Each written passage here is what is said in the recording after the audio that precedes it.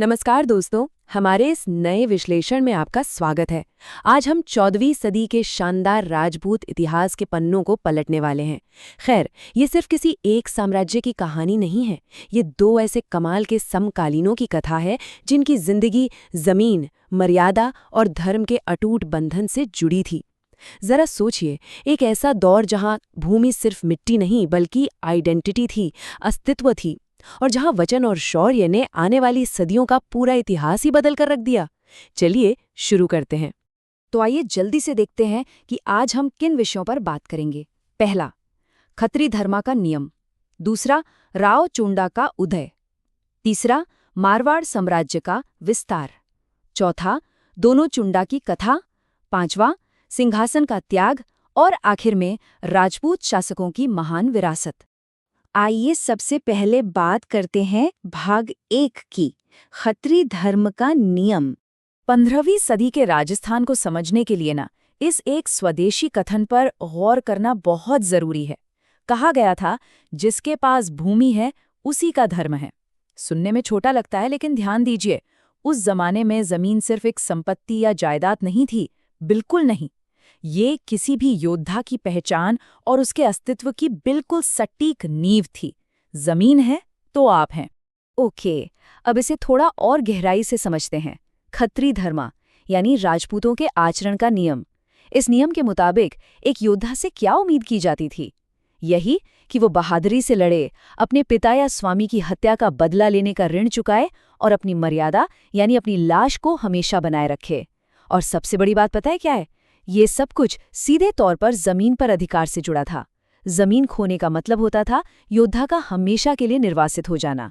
तो सीधी सी बात है, भूमि पर कब्जा बनाए रखना सिर्फ कोई राजनीति नहीं थी, बल्कि ये एक अस्तित्व की लड़ाई थी, डू और डाई वाली सिचुएशन। बढ़ते हैं भाग 2 की तरफ, राव चुंडा का उदय। अब यहाँ एक बड़ा सवाल उठता है। सोच कर देखिए, ये लगभग असंभव सी बात लगती है ना, कि एक अनाथ बच्चा जो अपनी पहचान छुपाकर बरसों तक बस गाय भैंस चराता रहा, वो अचानक मंडौर जैसे बड़े और शक्तिशाली साम्राज्य का शासक कैसे बन गया? आइए इस राज को खोलते हैं। सच कहूं तो राव चुंडा की शुरुआती जिंदगी बिल्कुल किसी सिनेमैटिक मूवी की तरह है। जब उनके पिता विरामदेव एक युद्ध में मारे गए तो उनकी माता ने उन्हें चारण कवि अलहाजी बरहत को सौंप दिया।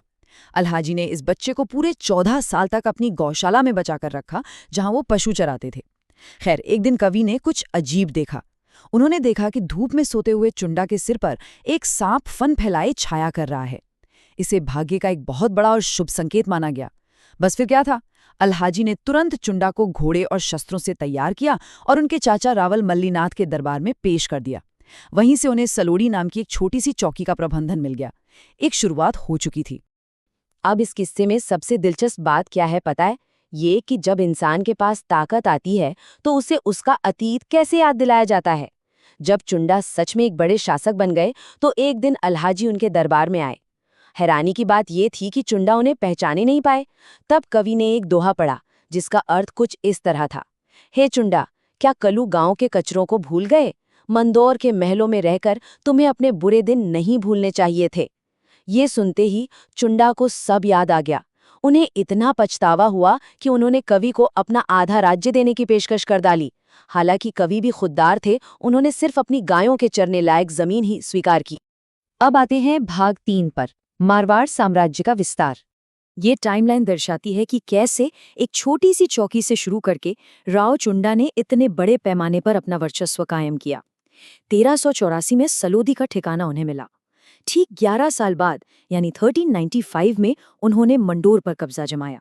उसके 15 साल बाद 1408 में उन्होंने नागौर जीत लिया और वही नागौर 1428 में उनकी आखिरी जंग का मैदान बना। ये रफ्तार और साम्राज्य बढ़ाने की लगन सच में हैरान करने वाली थी। मारवाड़ के इस विस्तार में कूटनीति और शौर्य का बड़ा अनोखा मिश्रण था। मंडोर पर अधिकार करने के लिए उन्हें प्रतिहार प्रधानमंत्री राव हेमा गहलोत का जबरदस्त समर्थन मिला। उनके शासन में स्थापत्य कला का भी काफी विकास हुआ। उनकी रानी चांदबाई ने जोधपुर की मशहूर चांद बावरी का निर्माण कराया, जफर खान की तुगलक सेना को कड़ी टक्कर देना और सांभर तथा अजमेर तक अपना साम्राज्य फैलाना, ये सब दर्शाता है कि मारवाड़ अब सिर्फ एक स्थानीय शक्ति नहीं रहा था, बल्कि एक बड़ी क्षेत्रीय ताकत बन चुका था। लेकिन देखिए, जैसा कि हमेशा होता है, ताकत अपने साथ टकराव लेकर आती है। नागौर के एक घेराबंदी युद्ध में राव चुंडा मारे गए। उनकी पत्नी रानी सोना के प्रभाव में आकर मृत राव ने अपने छोटे बेटे कान्हा को अपना उत्तराधिकारी घोषित कर दिया था। अब इसका नतीजा क्या हुआ?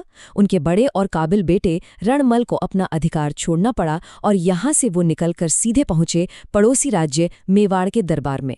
और यहीं से शुरू होता है भाग 4, दो चुंडा की कथा।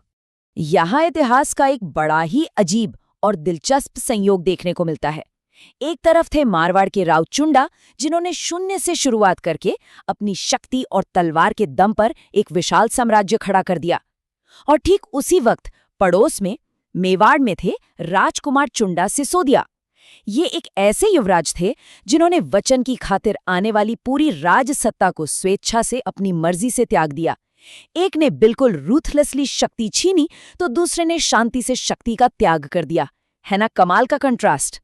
तो हुआ ये कि मारवाड़ के बेदखल राजकुमार रणमल जब मेवाड़ पहुंचे तो अपनी स्थिति मजबूत करने के लिए वो एक कूटनीतिक प्रस्ताव, एक पॉलिटिकल मूव लाए। उन्होंने अपनी बहन हंसाबाई के विवाह का प्रस्ताव मेवाड़ के युवराज प्रिंस चुंडा सिसोदिया के लिए रखा। और मानकर चलिए, ये एक ऐसा प्रस्ताव था जो दोनों राज्यों का इतिहास हमेशा के लिए बदलने वाला था। ये कथा हमें ले जाती है भाग 5 पर, सिंहासन का त्याग। अब इस विवाह प्रस्ताव के दौरान एक बहुत दिलचस्प घटना हुई, जिसे ध्यान से सुनिएगा। जब प्रस्ताव दरबार में आया तो युवराज चुंडा वहां मौजूद नहीं थे। उनके पिता महाराणा लखा ने बस हंसी मजाक में ऐसे ही कह दिया कि भाई, ऐसे रिश्ते तो युवाओं के लिए आते हैं, मेरे जैसे बूढ़ों के लिए कहाँ। लेकिन जब युवराज चुंडा लौट कर आए और उन्हें इस हंसी मजाक का पता चला, तो उन्हें लगा कि ये उनकी शान के खिलाफ है। उन्होंने इस प्रस्ताव को तुरंत ठुकरा दिया। अब इस रिश्ते को बचाने के लिए ये तय हुआ कि महाराणा लखा खुद हंसाबाई से विवाह करेंगे। पर बात यहाँ रुकी नहीं। रणमल ने शर्त रखी कि हंसाबाई का बेटा ही मेवाड़ का अगला राजा बनेगा। इस शर्त को पूरा करने के लिए राजकुमार चुंडा ने एक ऐसी कठोर प्रतिज्ञा ले ली कि वो कभी मेवाड़ के सिंहासन पर नहीं बैठेंगे। सोचिए, एक मजाक ने क्या रूप ले लिया। तो यहाँ पॉइंट ये है कि राजकुमार चुंडा ने आखिरी सांस तक अपना वचन निभाया। हंसाबाई का बेटा मोकल ही मेवाड़ का अगला शासक बना। लेकिन प्रिंस चुंडा के इस भारी त्याग के बदले उन्हें और उनके परिवार को मेवाड़ राज्य के प्रशासन का पूरा अधिकार दिया गया। उनके वंशजों को, जिन्हें हम चुंडावत कहते हैं, ये एक आनुवंशिक अधिकार मिला कि मेवाड़ के महाराणा का कोई भी आदेश तब तक मान्य नहीं माना जाएगा जब तक उस पर चुंडावतों के भाले यानी स्पीयर का निशान न लग जाए। ये उनके बलिदान का सम्मान था। और आखिर में हम पहुंचते हैं भाग 6 पर, राजपूतों की विरासत। अगर हम इन दोनों की विरासत को तुलना की कसौटी पर रखें तो एक तरफ राठौर वंश की स्थापना करने वाले मारवाड़ के राव चुंडा दिखते हैं। उन्होंने अपनी क्षमता से लगातार विस्तार किया और मारवाड़ में उस सामंती और जागीरदारी व्यवस्था की नींव रखी जिसने आगे चलकर इस राज्य को बेहद शक्तिशाली बनाया। ये एम्पायर बिल्डिंग का एक क्लासिक एग्जाम्पल है। और ठीक दूसरी तरफ मेवाड़ के प्रिंस चुंडा की विरासत है, जिन्होंने राजपूत शौर्य और उससे भी बढ़कर त्याग का सबसे ऊंचा पैमाना स्थापित किया। उनके इस समर्पण और उनके वंशजों की निष्ठा ने मेवाड़ की प्रशासनिक शान को सदियों तक अमर कर दिया। इन दोनों ही महान व्यक्तित्वों ने इतिहास के पन्नों पर अपनी ऐसी छाप छोड़ी है जिसे कभी मिटाया नहीं जा सकता। पर जाते जाते एक सवाल आप पर छोड़कर जा रहा हूं, जिस पर गौर करिएगा। एक वो राजा जिसने शून्य से उठकर अपने दम पर मारवाड़ को जीत लिया, और एक वो राजकुमार जिसने अपनी मर्यादा और वचन की खातिर पूरा का पूरा मेवाड़ राज्य त्याग दिया। इन दोनों में से किसकी विरासत को आगे बढ़ाने में ज्यादा साहस और ताकत की जरूरत थी? ये फैसला हम आप पर, यानी इतिहास के चाहने वालों पर छोड़ते हैं। इस विश्लेषण को देखने और सुनने के लिए बहुत बहुत शुक्रिया। मिलते हैं अगली कथा में।